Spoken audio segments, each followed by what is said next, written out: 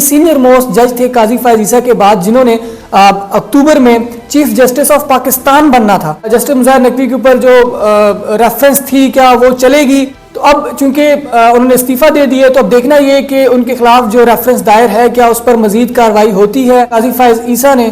اب مزید کارروائی کیسے کرنی ہے، ایک مستعفی جج کے خلاف وہ اس کیس کو کنٹینیو کریں گے یا نہیں کریں گے۔ جسٹس منصور علی شاہ ان کے بعد سینئر جج ہیں اور انہوں نے جو ہے وہ اکتوبر میں جو ہے وہ چیف جسٹس آف پاکستان کا عہدہ سنبھالنا ہے۔ سپریم کورٹ سے ایک اور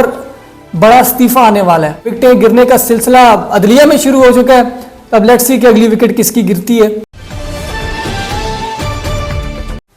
السلام علیکم ناظرین، میں حمزہ احسان اور آپ مجھے فیس بک اور یوٹیوب پر دیکھ رہے ہیں۔ ناظرین بڑی امپورٹنٹ خبر ہے،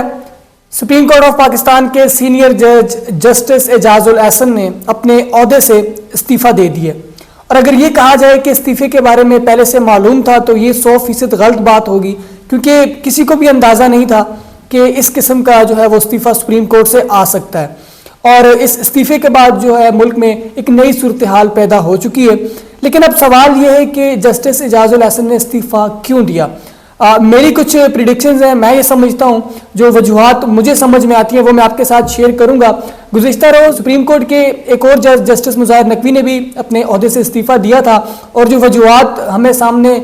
نظر آئی ہیں وہ یہ تھی کہ جسٹس مظاہر نقوی کے خلاف سپریم جوڈیشل میں ایک اپیل دائر تھی، اور جو کہ عمر عطا بندیال ان کے دور میں جو ہے وہ سپریم جوڈیشل کے اندر ایک ریفرنس جسٹس مظاہر نقوی کے خلاف دائر کیا گیا تھا، تو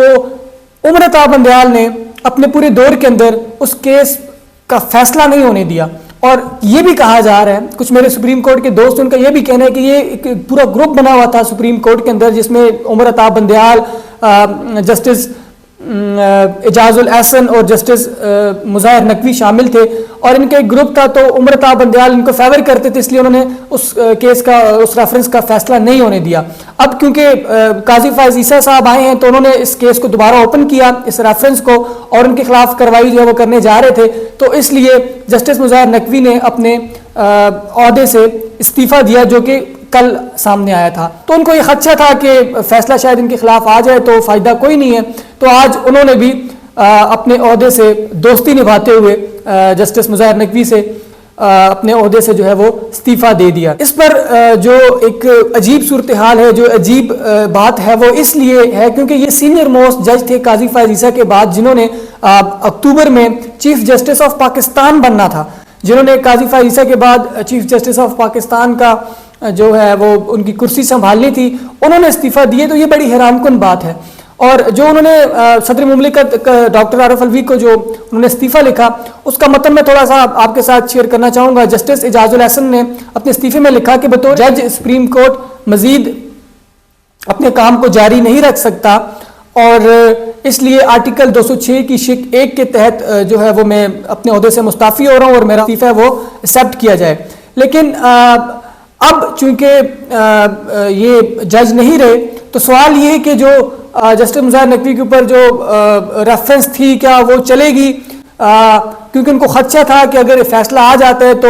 ریٹائرمنٹ کے بعد جو ایک جسٹس کو مرحات ملتی ہیں یا جو سہولیات ملتی ہیں، اگر ان کے خلاف فیصلہ آ جاتا ہے تو وہ اس سے ہاتھ دھو بیٹھیں گے۔ تو اب چونکہ انہوں نے استعفیٰ دے دیا، تو اب دیکھنا یہ کہ ان کے خلاف جو ریفرنس دائر ہے کیا اس پر مزید کارروائی ہوتی ہے یا نہیں ہوتی۔ سوال یہ ہے کہ چیف جسٹس آف پاکستان قاضی فائز عیسیٰ نے اب مزید کارروائی کیسے کرنی ہے، ایک مستعفی جج کے خلاف وہ اس کیس کو کنٹینیو کریں گے یا نہیں کریں گے۔ جسٹس منصور علی شاہ ان کے بعد سینئر جج ہیں، اور انہوں نے جو ہے وہ اکتوبر میں جو ہے وہ چیف جسٹس آف پاکستان کا عہدہ سنبھالنا ہے۔ لیکن امپورٹنٹ بات یہ بھی ہے، ایک قریبی ذرائع نے بتایا کہ سپریم کورٹ سے ایک اور بڑا استعفیٰ آنے والا ہے۔ اب دیکھنا یہ کہ یہ جو پریڈکشن ہے اس میں کتنی سچائی اور کون سا استعفیٰ ایک اور آنے والا ہے۔ Let's see what happened. اب چونکہ وکٹیں گرنے کا سلسلہ عدلیہ میں شروع ہو چکا ہے، اب لیٹس سی کہ اگلی وکٹ کس کی گرتی ہے، اور مزید جو بھی اپڈیٹس ہوں گی اس سے آپ کو آگاہ کرتے رہیں گے۔